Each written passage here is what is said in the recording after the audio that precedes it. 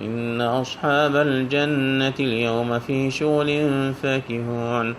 هم وأزواجهم في ظلال على الأرائك متكئون لهم فيها فاكهة ولهم ما يدعون سلام قولا من رب رحيم سلام قولا من رب رحيم وامتازوا اليوم أيها المجرمون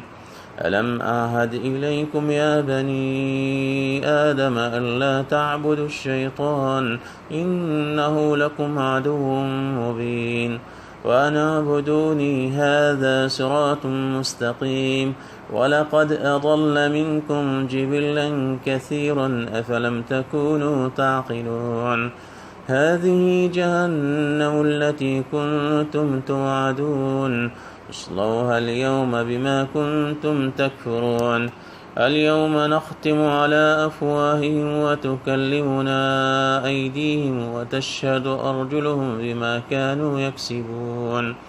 ولو نشاء لطمسنا على أعينهم فاستبقوا الصراط فأنى يبصرون ولو نشاء لمسخناهم على مكانتهم فما استطاعوا مضيا ولا يرجعون ومن نعمره ننكسه في الخلق أفلا يعقلون وما علمناه الشعر وما ينبغي له إن هو إلا ذكر وقرآن مبين لينذر من كان حيا ويحق القول على الكافرين.